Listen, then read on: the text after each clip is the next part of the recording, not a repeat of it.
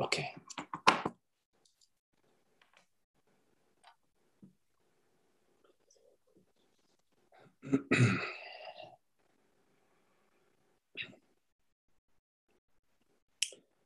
So just for whoever is not familiar with this meeting, that'll be a guided meditation to start with, and then you can unmute yourself and we can have a conversation or whatever questions you may have. So to start with, if we could welcome ourselves, welcome our experience.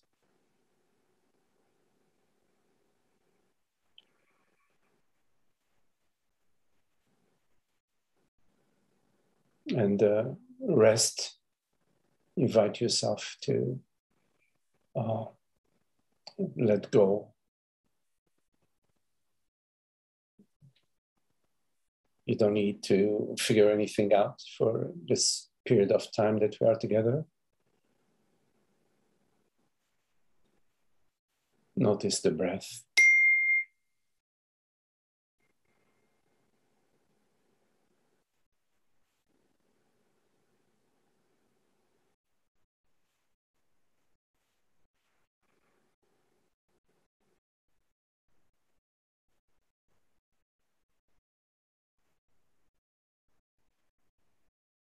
Whatever sensations may be appearing to you.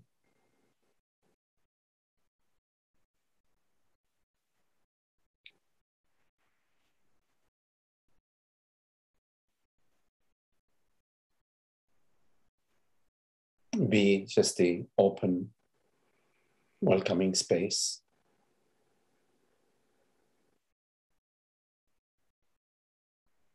Welcome your experience just as it is.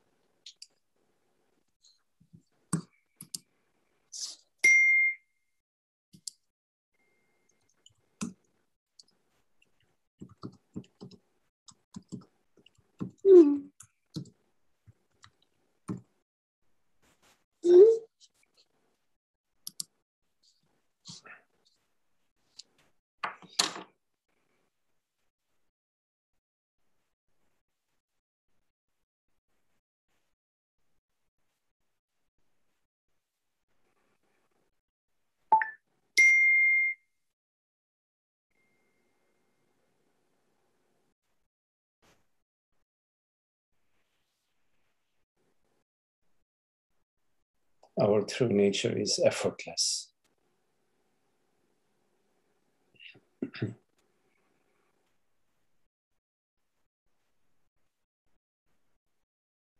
Meaning, whatever effort we do is away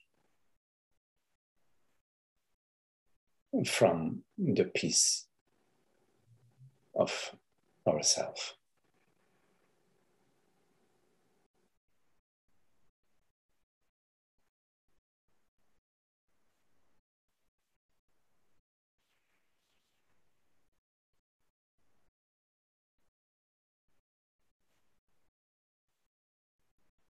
Notice in your experience right now,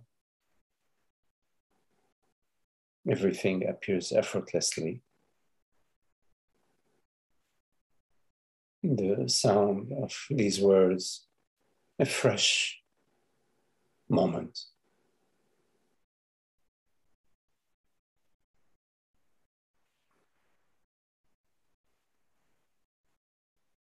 There is no effort involved, no doing in being.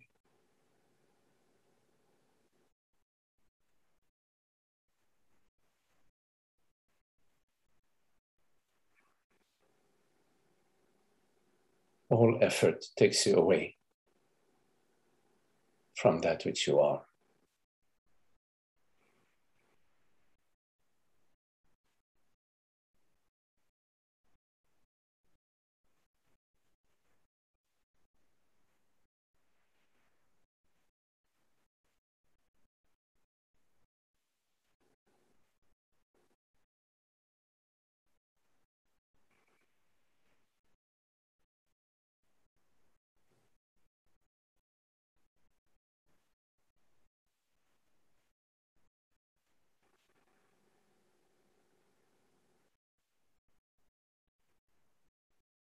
There is a reality to your experience in this moment,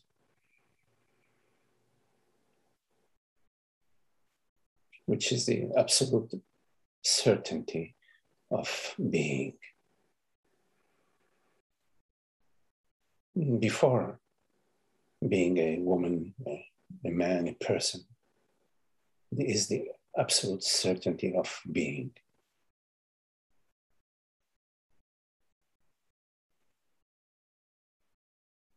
That in this moment, whatever is appearing to me is appearing to that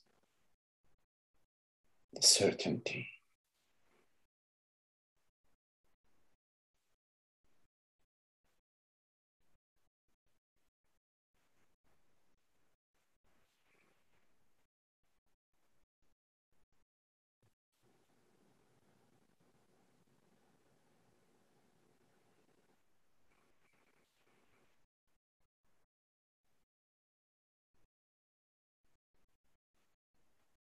And this certainty is sufficient.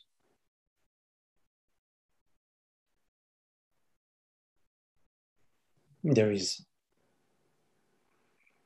not a bit of uncertainty within this certainty.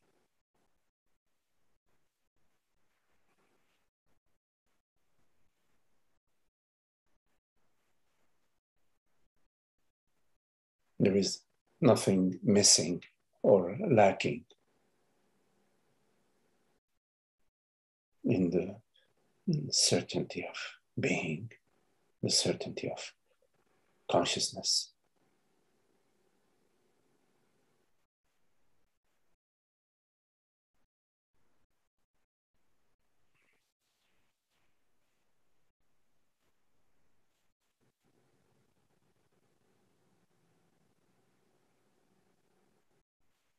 And this certainty, the certainty of awareness, is the certainty of love, beauty, freedom, wisdom.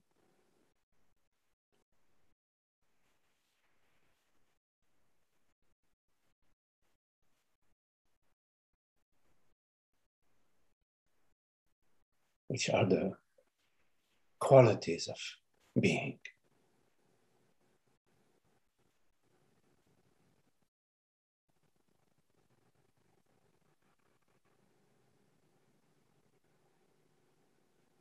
Love as non-duality, no separation. Love as intimacy, not the intimacy between objects, not the intimacy between forms, but the intimacy of no separation.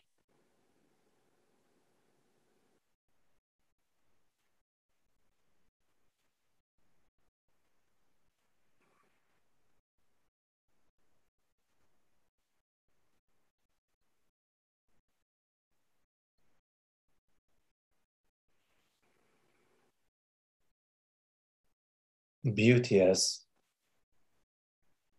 how this absolute certainty of presence, of awareness, appears as the world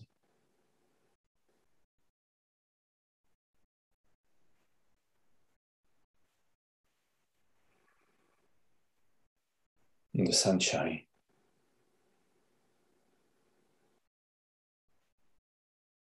Sensations.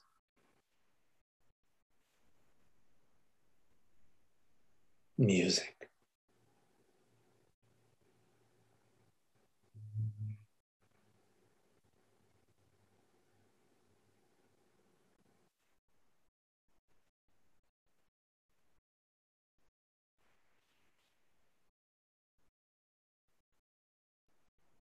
And the wisdom.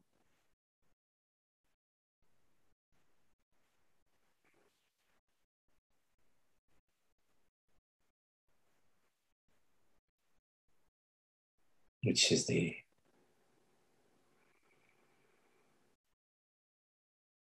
knowing.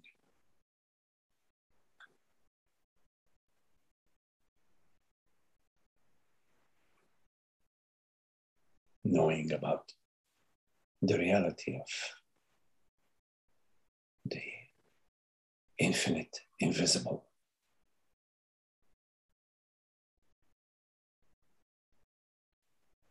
The reality of consciousness and its universality.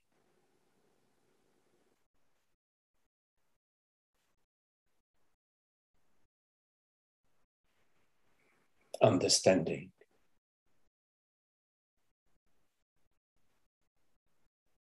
that there are no separate forms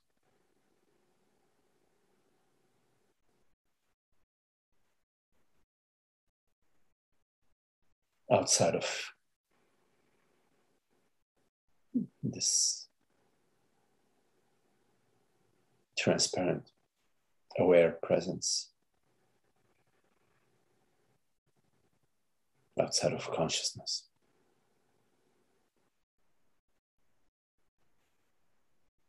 Wisdom about the understanding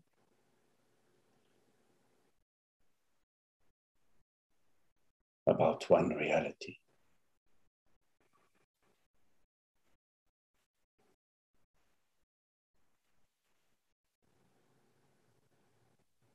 The reality of awareness, consciousness.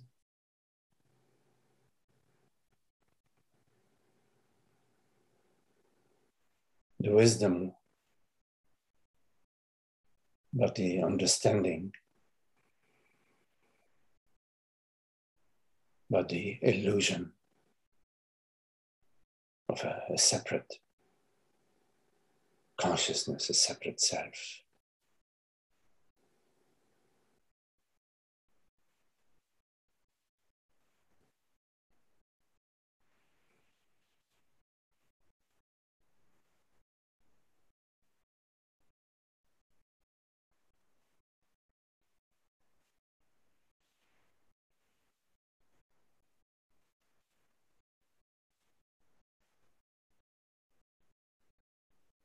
The certainty that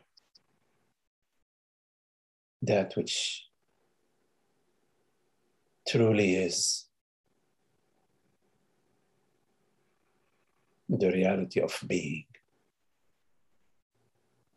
and that which truly perceives are one and the same.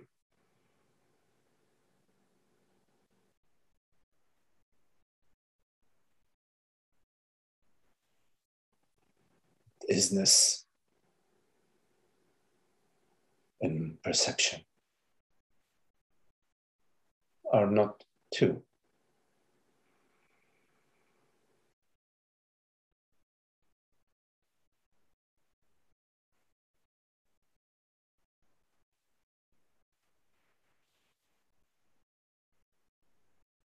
That there is no other reference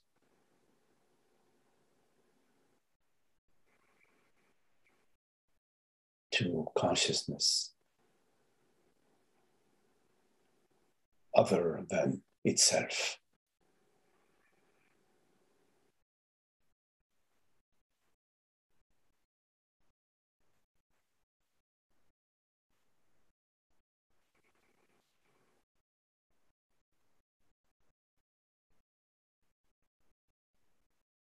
the clarity that consciousness refers to itself.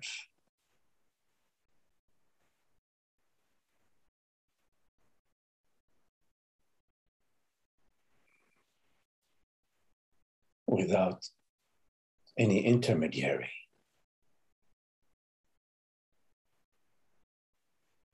Without a medium. Because it is the only medium.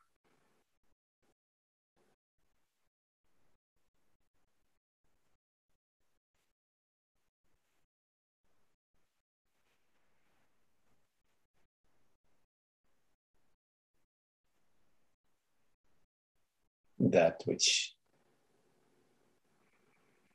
is spoken about is that which is speaking.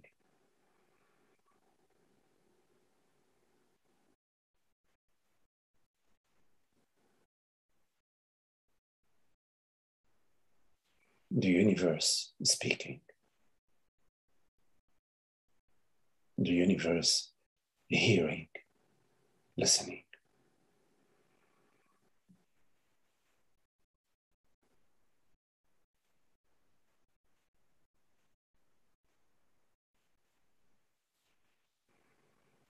Simultaneously.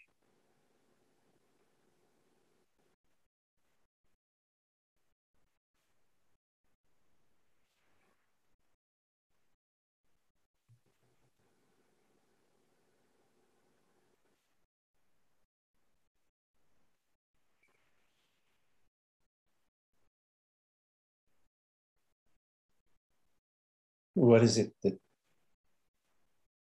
you can be absolutely certain of outside of this infinite, invisible, knowing presence, which are words that are pointing to a reality which is not composed of words or concepts or ideas.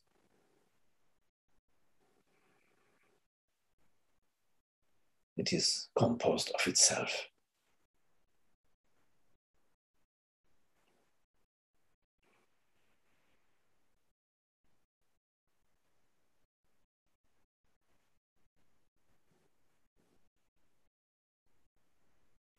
What is it that you can be absolutely certain of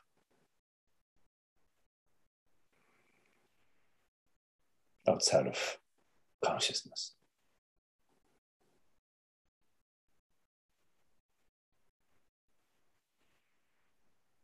Thoughts come and go. Images, memories, sensations.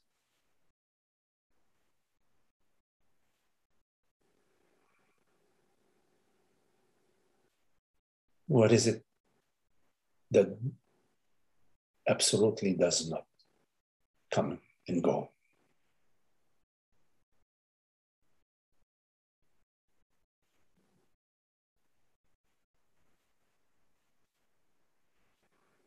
That is not subject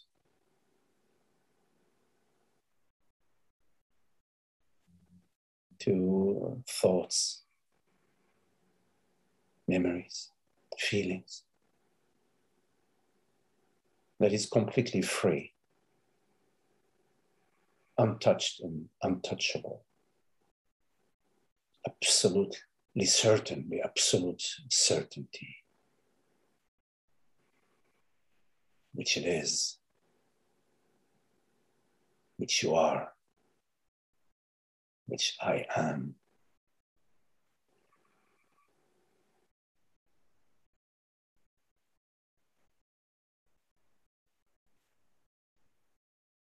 You cannot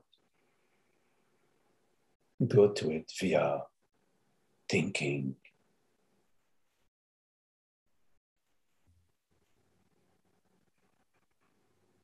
You cannot grasp it in any way, in any manner, because it has no edges to hold. And because you are not a separate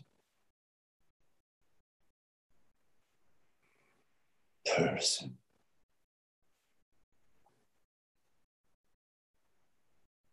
that can grab it somehow. You are it.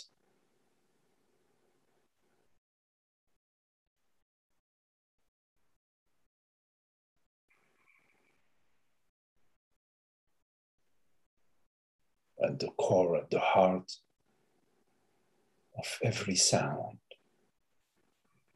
is the silence.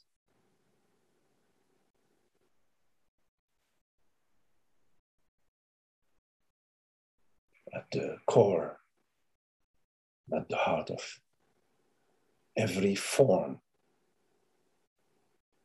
is the absence of form.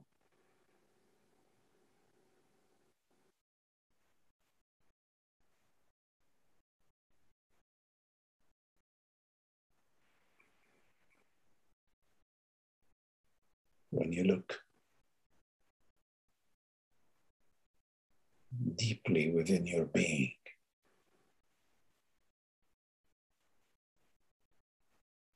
you come empty-handed, but the heart is full.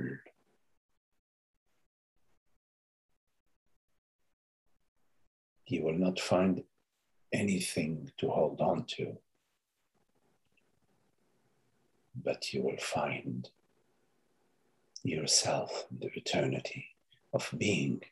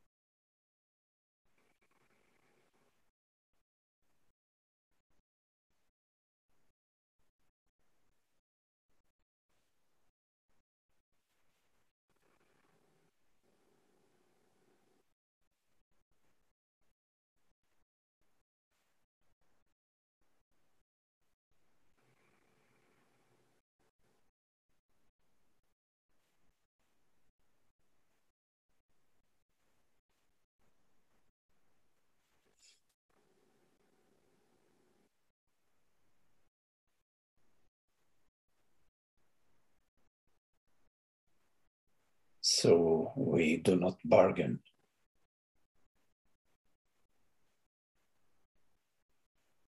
We don't bargain.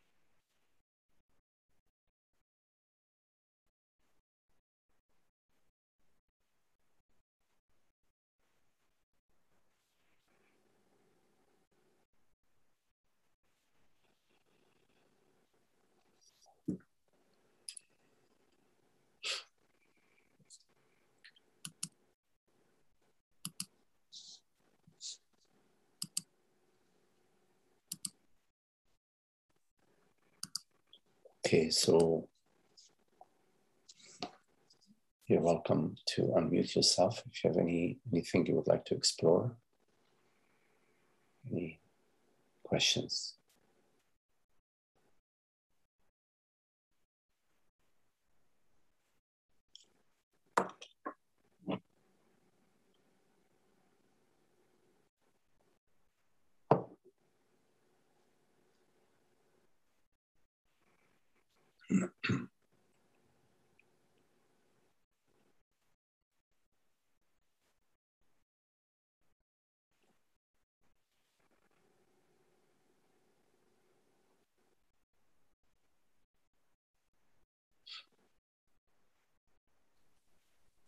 Magdi, it's Esther. Hello, Esther. Hi. First of all, I want to thank George for his relentless pursuit of getting the body on board, and all your dialogues with him over that have been so helpful to me. And I wanted to share something. About 5 years ago or so, I came upon Rupert's yoga meditations. They're called Transparent Body, Luminous World. And last week I dusted them off and have been revisiting them. And it's a whole new level now. And they're very, very helpful in really dissolving the body in reality. So I just thought I'd share that with George particularly.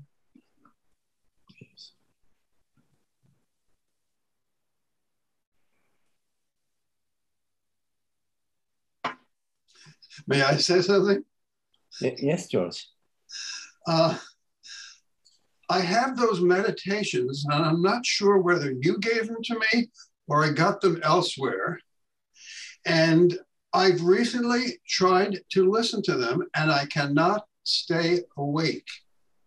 Not only those meditations, but even today, don't take this personally, Magdi, but I couldn't stay awake during your meditation either.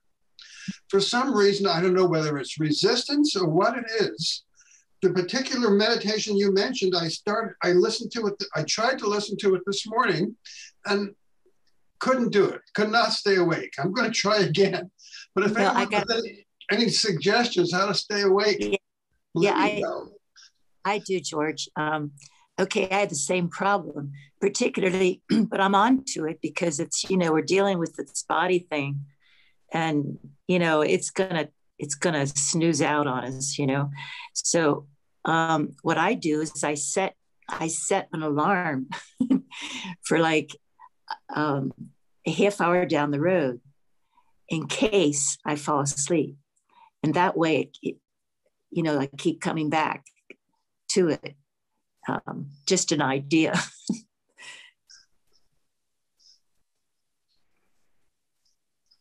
Maybe I'll give that a try, or stand on my head or something. Someone suggested I just stand up. I haven't tried that. And one thing I tried today with Magdi is when he would say something, I would just repeat it to myself.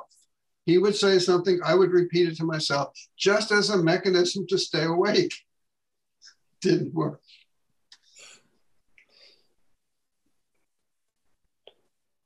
The meditations, you should do them when you really feel like you want to do them. So there has to be like you're really interested in them, and your interest brings a certain alertness.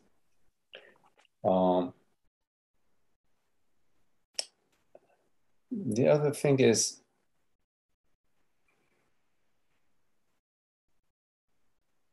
to let's say visualize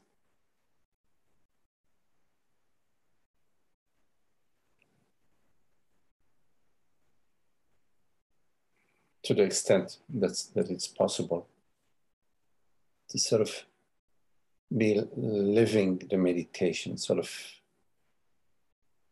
not just hearing it, but also to sort of grasp its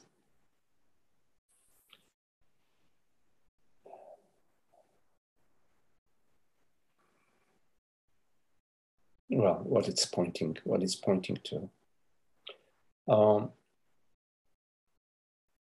And it's okay if the body sort of goes into this relaxation where it's sort of, it's okay. It's not a problem, because you don't need the body to be in a certain particular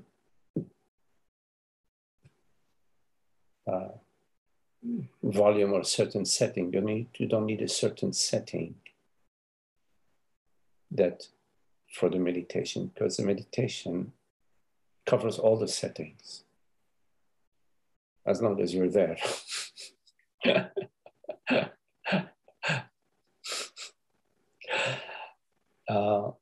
So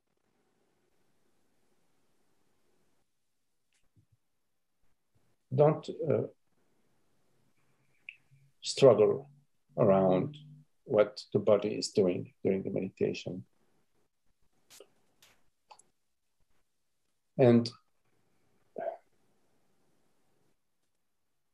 what I think it's not about the quantity. It's not like, oh, I was in meditation 20 minutes. It's not about that. It's about the depth. Even a brief moment of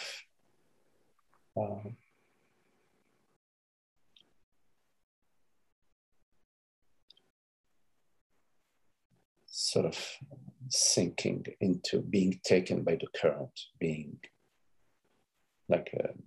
taken by the wind. A moment of that that's the meditation. Now the meditation operates on two levels, at least the guided meditation. So on one level, it's dissolving the structures of the mind and revealing the reality of presence, of awareness. It's doing that, irrespective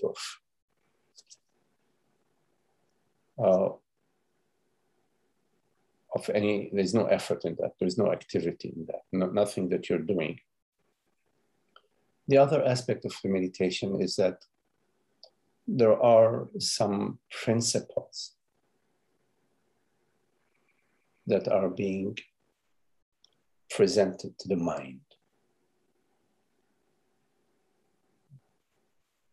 The principles about borderlessness, the principles about there are no objects outside of consciousness. These are all principles that somehow the mind hears them, may not understand them or not be able to sort of go aha, but they're there, they're being embedded in the mind. They're germinating. They because of your interest in truth, your interest in understanding, your interest in being this understanding, not just because of that interest that helps the germination of the understanding within you. It helps to it's a little different from the tendency of the mind to sort of be linear, you know. It's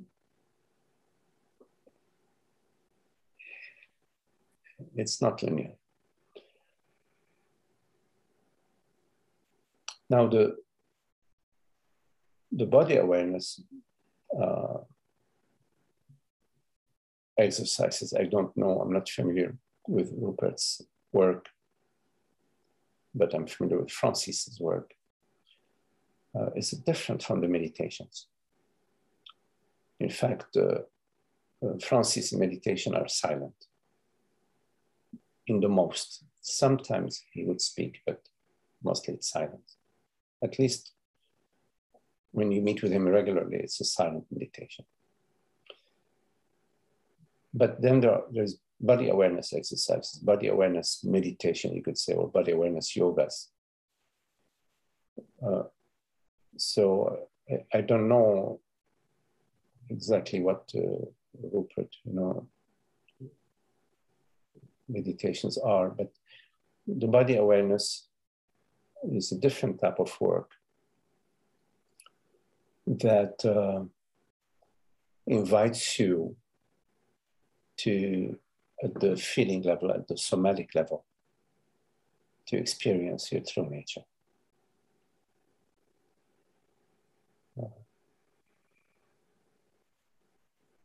You know, years ago when I used to do the Zen meditations, it was very structured.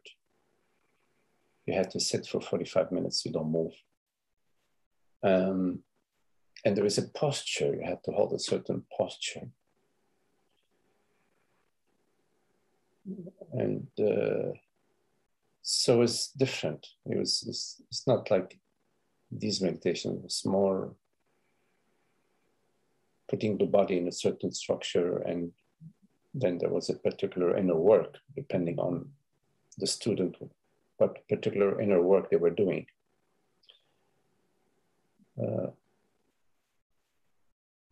Here the meditations are more fluid. And I think that also the body coming to rest to the, as if it's in sleep or semi-sleep, or it's part of it. It's okay, it's not a problem. I mean, here, because we do the meditations as part of our meetings, you have, in a way, no choice. But at home, when you have a choice to do the meditations, do them when you are really interested, when you really feel like, you know, I really want to, you're interested. And then you can follow your interest. And if it takes you to falling asleep, it's okay. But the key thing is to be interested. Don't do them out of, okay, this is, you know, what will be helpful to me. This is what I should do. No. Just do it when you're interested. Because then you will have a little bit more appreciation. You're already coming from a place of openness and curiosity and the sense of exploration because of your interest.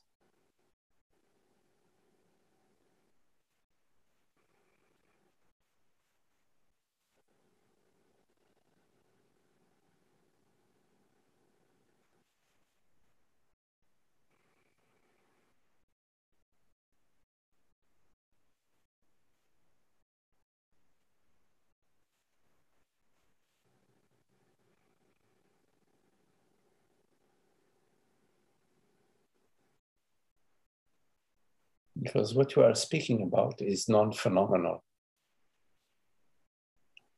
And the body-mind being phenomenal, it's left without nourishment. It's left without nothing to grasp onto. So it says, well, maybe I just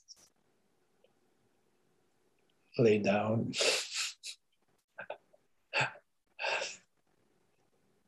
But if we give you a math problem to solve, or we give you, some engineering problem to solve, you will not fall asleep, because the mind will have something to hold on to, something phenomenal, something objective.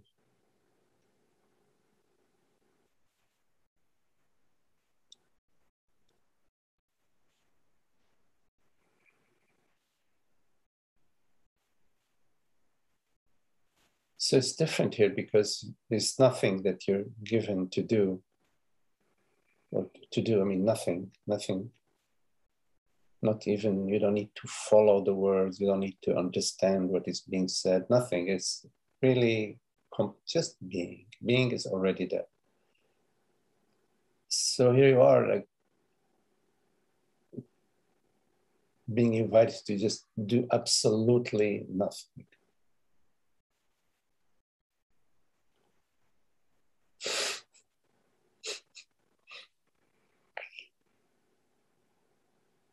Of course, I mean, the mind may say, well, okay, well, give me something. Give me at least, give me a purpose, give me a reason, explain it to me, then I get it. Then I will sit with that. At least I can gnaw on that bone. G-N-A-W, is that gnaw? No. I can gnaw. No, G-N-A-W, but the G is silent. It's gnaw. No, I can gnaw on that bone.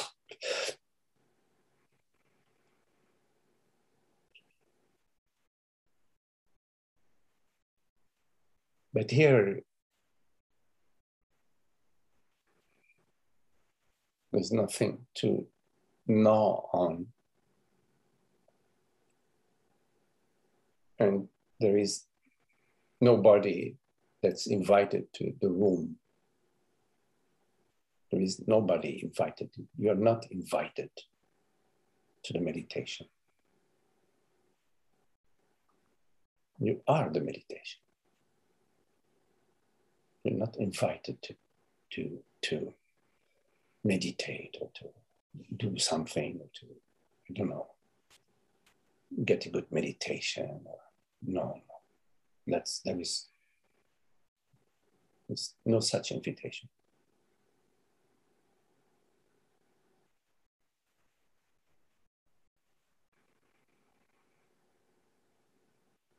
Because you already are. You already are that which we're speaking about. I mean, what are we speaking about?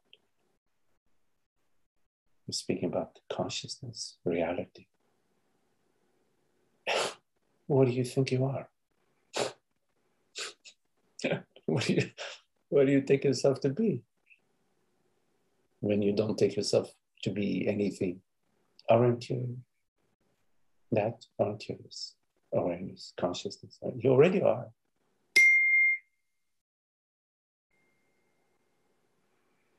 So that's the meditation right there. Boom. Done deal. You can never leave meditation once you understand your true nature, what you truly are. You understand what you truly are when you don't come in with any luggage. You don't come in with any past, no past, zero, absence of past. Here you are. There's no storyline. There isn't a before and an after. And yet, although there is no storyline, aren't you there, right here, right now? Absolutely, yes. Absolutely, I am this aware presence. And it's smack in the face, smacking you in the face, something like that. It's smack in our face.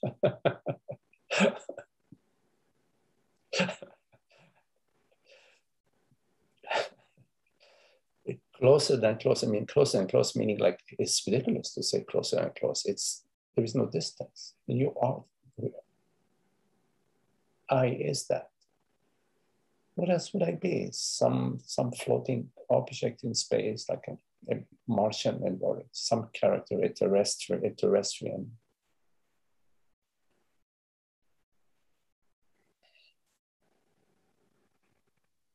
I am not an object that I perceive. I am not a thought that I perceive. I am not a concept that I conceive. I am not a form that I perceive.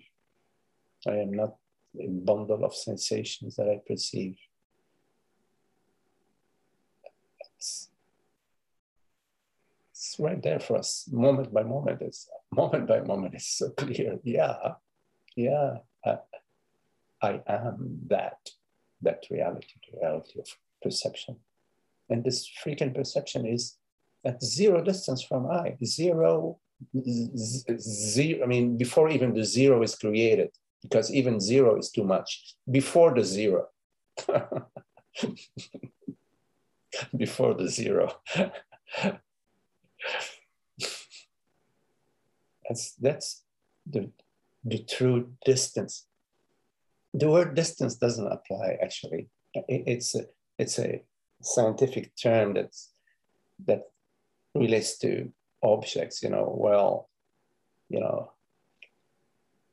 from the sidewalk to the front door is, 20 meters. That's has nothing to do with consciousness.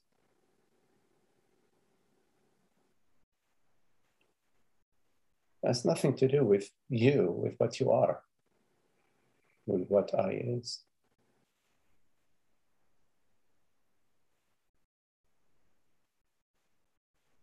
So you come to the understanding at some point that I is this meditation. I am meditation.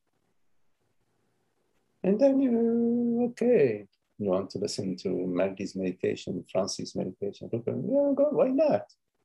Why not?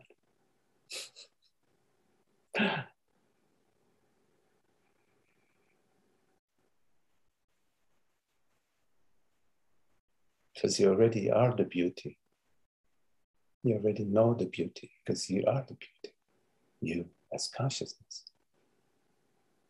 You want to go to a concert and listen to a Mozart or Handel, you can go. Of course, you can go. You don't need to, but why not go? If you like to go, go.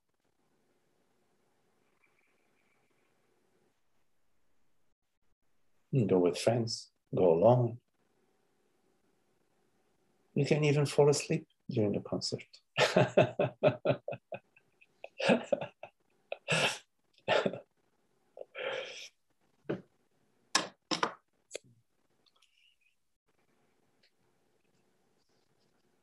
Hi, Walter. I see you raise your hand. Let me see. Yes. Hi, Walter. Hi, Magdi. It's so beautiful. I had to raise my hand and just say thank you so much for what you're just talking about. This, there came a time when there was no distinction between sitting in meditation and moving about. And now, if I'm not, quote, meditating, it's that I'm not putting a portion of my focus on being. But the vast part of my day, regardless of the circumstances, which may sometimes be what one would call boring, or on other occasions intense or scary, the meditation is happening in the midst of all of this. It's not even happening. It's what's not happening. I don't know. It's very difficult to articulate. You did a wonderful job, but yeah, it's a wonderful validation what you're saying, that meditation need not look like a particular practice in any way. It's what we are as we move about and speak and not speak. And yes, I've not heard of it spoken of very much, because in most cases a teacher or a guide will prescribe a particular thing to do, but in this case you're saying no, it's not, and it's a wonderful validation. Thank you so much. Yes, Walter. In meditation, the way I speak of it, it's just the understanding. There is an understanding about being, about presence. And this understanding is already built into our true nature.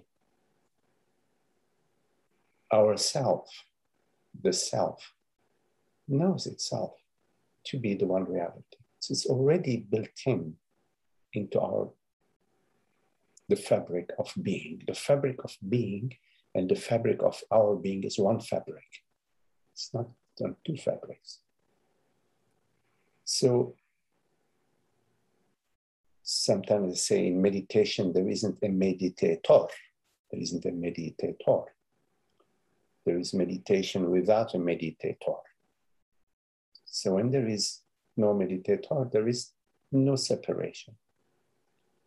And there is no object that a meditator is meditating upon. So therefore, there isn't even an object. So in the absence of a subject, a separate subject, and separate objects or form, what remains? Everything. Everything. Meditation is everything. Meditation is everything. And this is, Maggie, I'm sorry to interrupt, but this is when walking across the room is beautiful. Reaching for a glass is beautiful. Turning your head to look to the left is beautiful. It's It's beautiful, and at the same time, it's so natural, so simple. It's so like we breathe, breathing, the breath is so essential, right? It's like, wow, I mean, like the baby's first breath, they say we tap the baby or something, the baby's first breath. Wow, the lungs, the breath. But here we are, we're breathing all the time. It's very natural. So the wisdom of the self, our true nature, how it lives itself naturally, as naturally as how we are now speaking with each other. This is meditation. We're speaking with each other. Now, what the issue that the mind has is when it's led into the separation, when it's led into a separate character, when somehow it creates or it perceives and believes that this reality is personal and limited.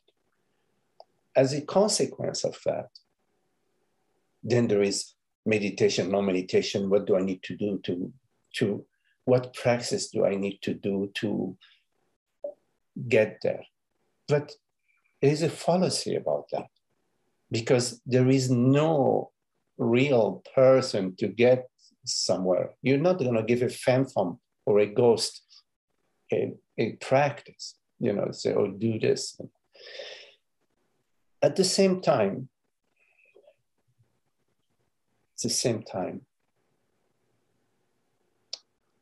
in cases where we have an understanding, we have a glimpse of truth, of the non-dual infinite reality of consciousness, when we have a glimpse of that, but still we are vacillating, we're still sort of the conditioned program at the feeling level, at the perception level is still operating, and it's keeps interfering with our glimpse. There are some expedient means, temporary tools, temporary methods that are used. But they have no significance of their own. They're just tools. It's just like a spoon. It's just a tool to have the soup. It has no significance to your to the soup or to your appetite or to your, you could take the bowl and drink it like that of soup, and you can bypass the spoon. There isn't, but so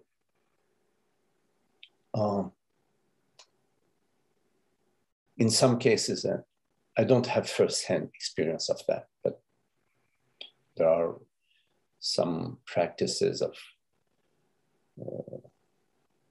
mantra practices and breath practices, some other practices that are shared. But here we don't do that, because here we speak about the direct understanding, which is available to everyone who comes with a certain degree of openness and a certain degree of perseverance and interest. Definitely interest is available to everyone without any crutches, without any direct understanding. Now, in the direct understanding, there are many aspects, many structures in the mind that need to be addressed. It depends, from person to person. So this is why, although the teaching is very simple, there is consciousness is real, and there is one reality, and we can sum up the teaching in a sentence. Although that is the case, in the teaching we have to address the various ways in which the mind is presenting its objections or its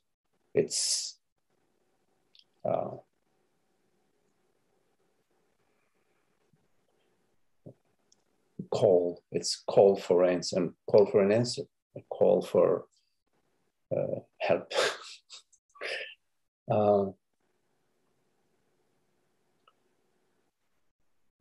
Now, in terms of turning your attention to presence, turning your attention to awareness, it's a gentle process. It's not so much a focusing. See, focusing is more focusing for attention for certain tasks, to fix, the bicycle, or the term focus is a little bit too directed. It's more like turning our attention towards where the attention is coming from, turning attention to where the attention is arising from, to the source, which is invisible. It's infinite, invisible, but it's absolutely real. Every moment, this moment, that source is here right now, perceiving this perception. So it's a gentle turning our attention, And also, the other aspect is not to continue to walk in the muddy direction, in the direction when you feel the unhappiness in your life, in your particular situation. To pause, because the unhappiness, you can sense it. You can definitely sense it, because it's happening within you and because you're interested. You don't want to brush it away, brush it off, brush it away. So then you pause, wait a minute, there's an unhappiness here. Take a look. You will find that in pausing, and because of your interest, which is different from wanting to reject it or avoid it or deny it or blame it or think your way around it. No.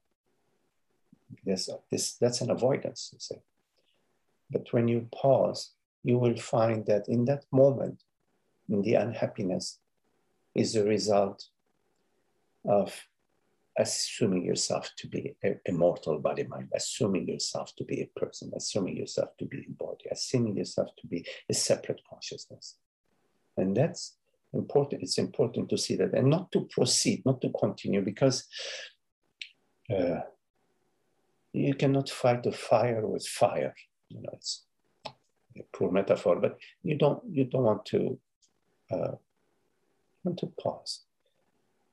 Pause and simply be. Being is sufficient unto itself. Because in being, not in being somebody or something or seeking an experience, but just in being is peace, love, and happiness.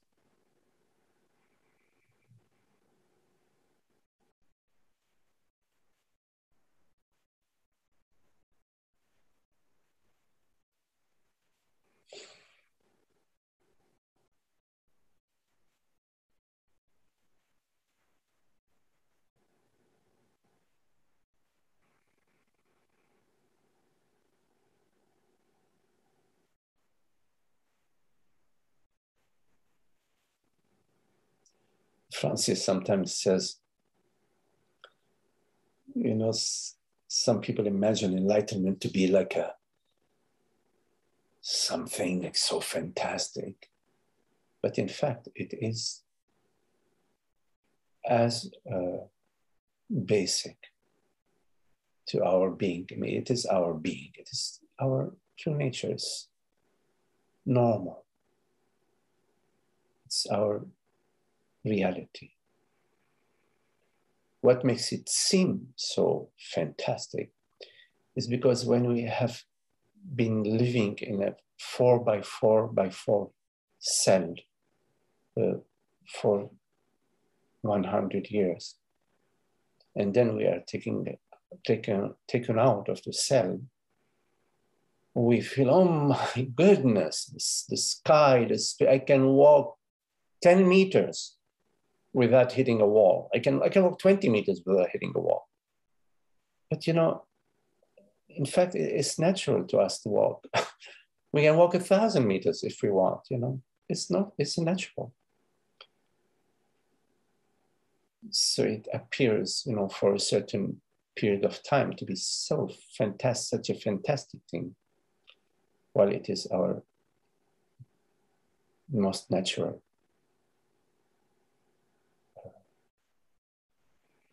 most natural reality.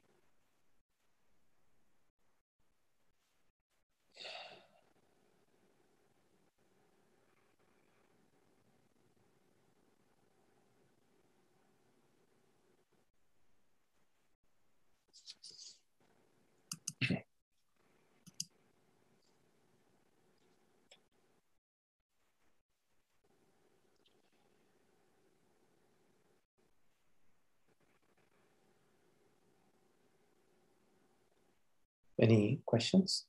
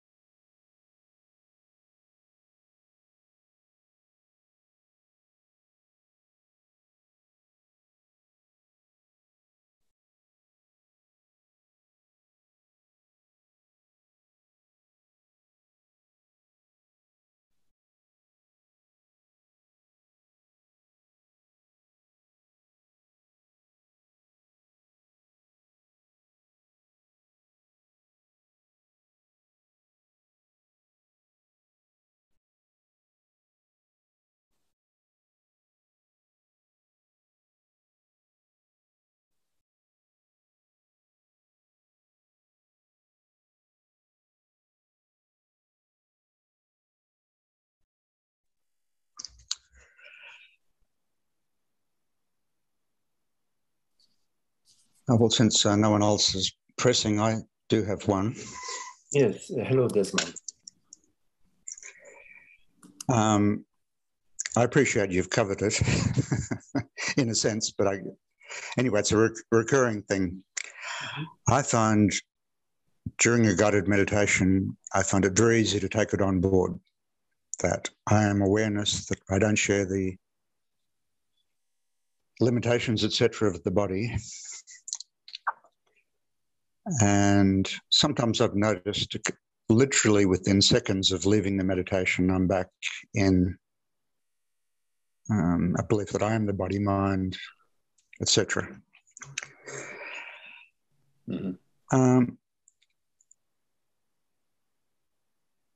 And I often really just don't know what to do. But I often think of coming back to the senses, which theoretically sounds perfectly good.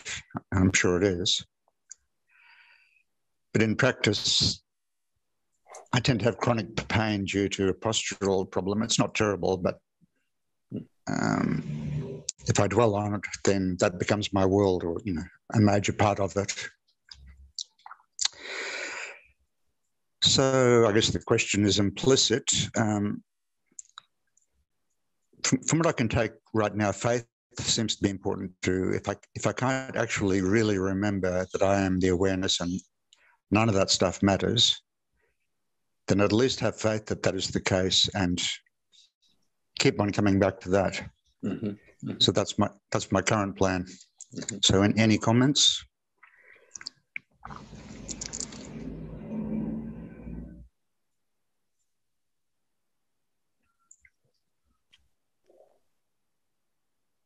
Well,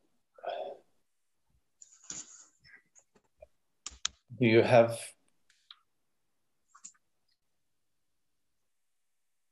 any other candidate for I besides consciousness? Well, commonly, yes. Not right now. Well,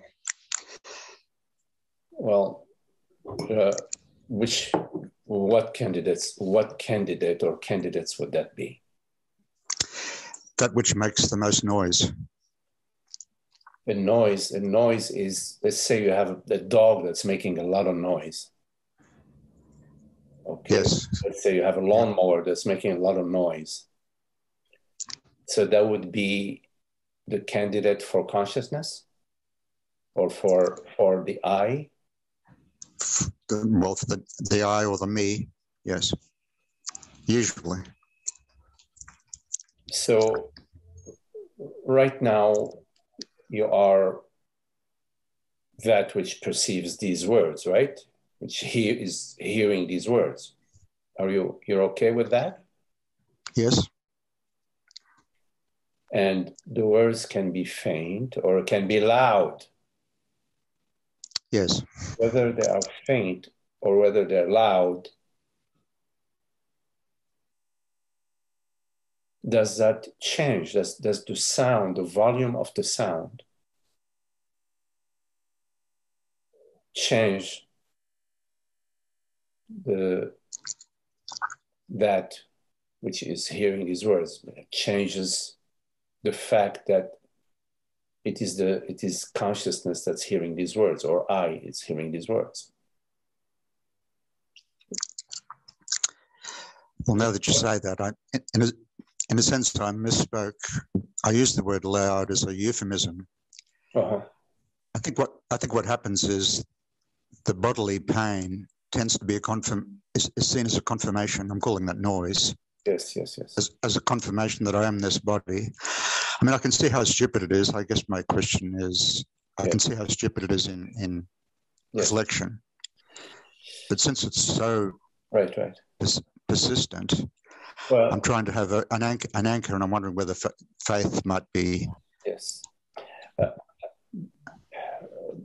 When the body is speaking loudly with some pain or some calling your attention in a loud manner, it is basically telling you, hey, pay attention to me, do something, give me painkiller, take me to, give me some remedies, look into the situation. So in that case, your attention is in a very insistent way being called onto the body. Like if somebody's at your door, is ringing the bell, din, din, din, din, din, din, din, din, din, din. They're ringing the bell in a way that's calling your attention. I got to hurry up and see what's going on. There's somebody. It's not just somebody dropping a box, or that. There must be something more important, more urgent. So it's normal. It makes sense that the when there is this loud expression in the body, that your full attention is turned in that direction, but it does not mean or does not need you to make a jump to I am the body. Obviously, you are the caretaker, you are the manager, you are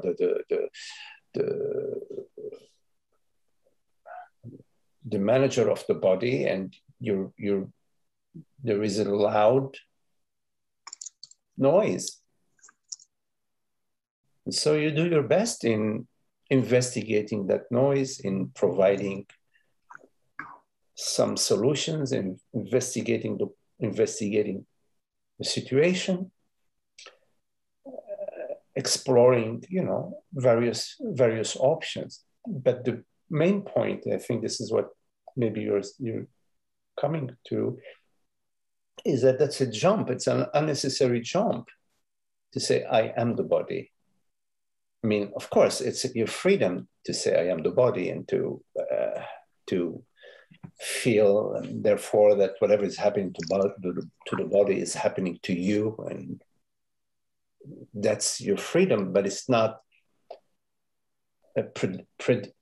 predicated upon you to go in that direction. There is no need to go in the direction of I am the body, but there is a need, obviously, to go in the direction of investigating the situation.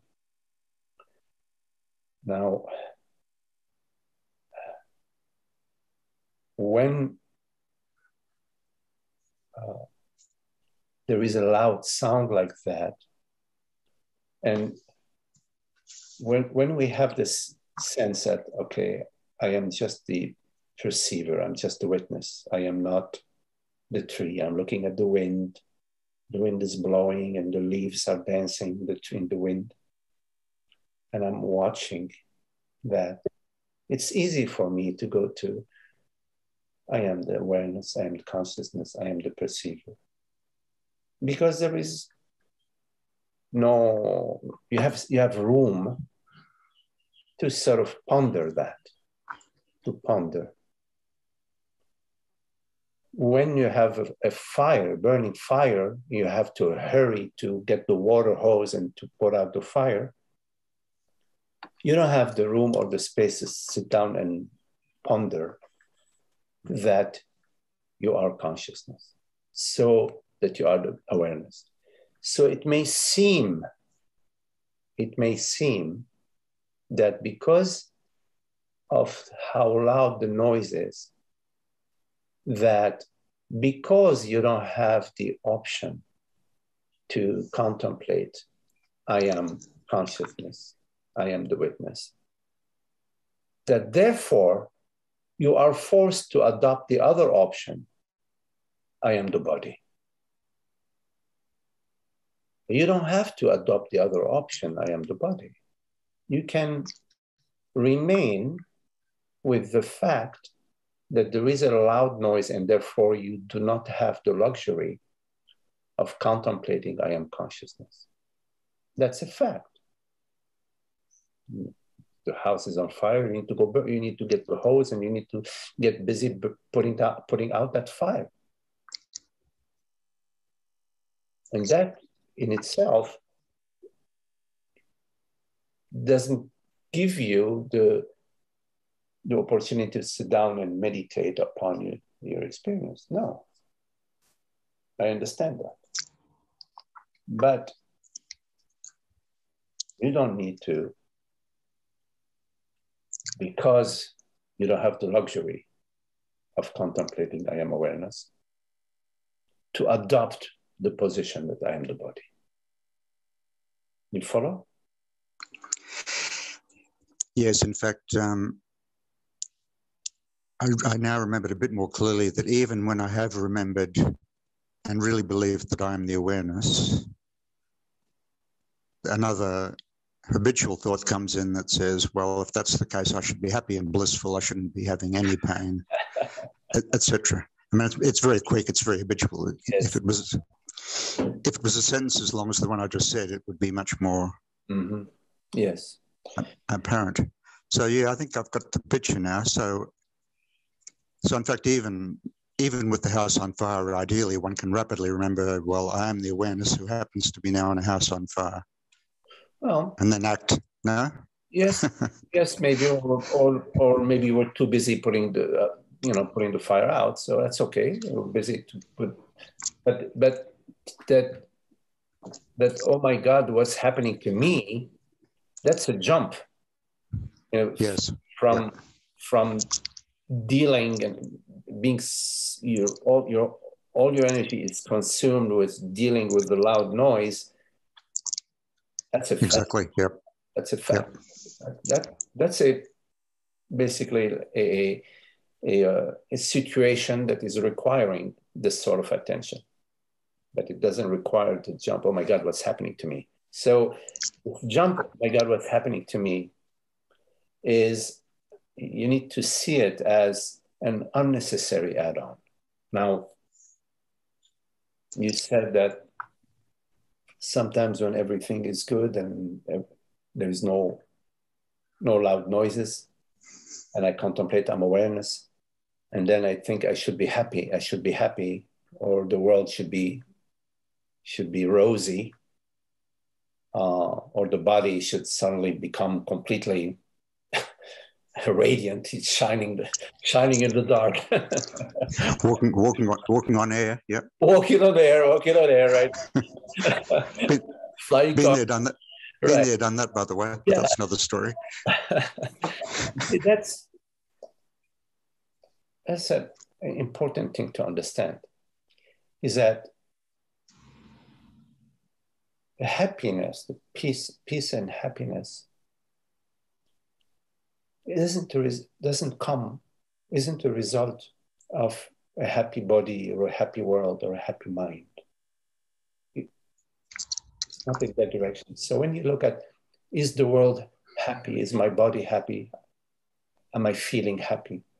You are looking for a happiness that's coming from experience, from the world, from the body. You see, it's important to look at that, because whatever comes from an experience is limited, is transient, is temporary. Even the happiness, a feeling of happiness, you see a beautiful sunset, you feel happy, but then you're walking home and you hit your toe into the corner of the table, and where is the sunset then?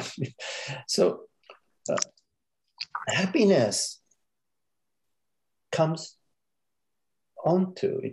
onto the world. Beauty. That's actually beauty. Beauty shines onto the world, not from the world. It's not beauty is not in the object. It's not a beautiful object. Beauty is consciousness. And so there are objects that are not beautiful. I mean, sewage, running into the streets. I mean, who would say that's beautiful? It's not beautiful. There are people who are not beautiful. There are totalitarian people who invade other countries. What sort of, that's not loving people or behavior. And there are people doing loving behavior. So the beauty and the love is not in the world. It's within consciousness. So it's not a phenomenal experience. Consciousness is not a phenomenal experience. It is a reality. Reality. Not Desmond experience. It is Desmond reality. The reality of Desmond's experience, not Desmond's experience. But Desmond's experience could be a very beautiful experience if Desmond's a very healthy body, has wealth, is popular with the friends and is loved. But Desmond, there could be another Desmond which has an unhealthy body, is born in a very underprivileged situation of abuse, etc. You see? So, so it's not the Desmond's experience where happiness is. It's in our reality. So we need to contemplate not your experience so much, but the reality of your experience. Right. Actually, it's been very good. I just remembered a further refinement. What happens also is there are times where I remember that I'm the awareness, and it's intermittent. I may or may not be fully convinced, but it's there at least. It's anyway. And what tends to follow is, okay, this is very nice. I've remembered I'm the awareness. I can see the attention's constantly going to the body and other negative stuff in and out. I need to do something more. Now that may be a fallacy. I can see, well, clearly it is on one level. But on another level, I often think, I need to turn the senses outward. Let the pain be as it is, whether it's there or not. And it tends to end there. I think with the pain, we have to be a little kind to the body with the pain. Do our best to. I don't know your situation, of course, but we do our best to alleviate the pain, to find a way around it for the body. It's like if you have a dog, that is somehow they hurt their leg, and they're in pain. You do your best to relieve their pain and alleviate their suffering, at the body level. Yes. Yep. Of course. Yes. Anyway, that's great. I've got plenty to work with now. I've got a clarity of seeing what's been going on, and we'll see.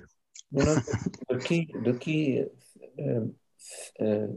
key thing, Desmond, is that you do not need to identify yourself, although you are definitely dealing firsthand with the pain in the body, with the situations, other sorts of situations in your life. You are dealing firsthand with them. You do not need to identify as anything. No. Simply you can deal the best you can. You take your time. Sometimes you don't have much time. Sometimes you have some time. It depends what you're dealing with. Sometimes you have assets available to you, sometimes less, sometimes more. We don't know. Every situation is different. You are doing your best with managing the world, body, mind situations that are particular to you, but you don't need to be anybody to do that. You simply remain not knowing, remain as we are now, just this flow, this undefined flow. So then you're not psychologically encumbered, and you are more available to deal with the situation, to perceive it, to analyze it, to investigate it, to apply various approaches, you know. But it's just a situation that's being presented to you. There's nothing at stake for you. It's nothing at stake for you.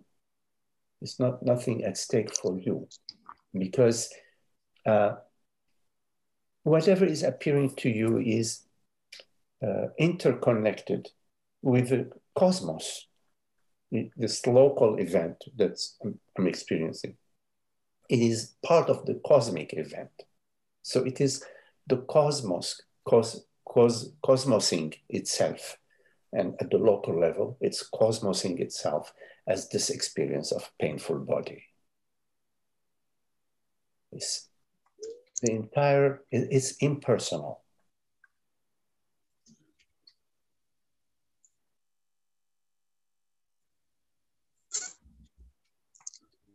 And the situation is presented to us. We deal with it in an impersonal way, the best we know how at the moment, from a place of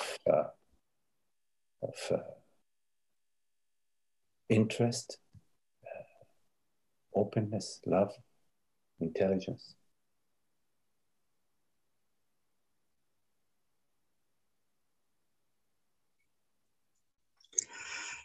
Okay, thank you. Okay, Desmond. Nice chatting with you. Thank you for your question. Okay, well, so time. Thank you all. Charlie, and Trish. Nice to see you, Trish. Desmond, and Lauren. Hello, Lauren. George, Walter, Holger, John, and Grace. Thank you all. Thank you all, Grace. Thank you, Magdi. Thank you, Magdi.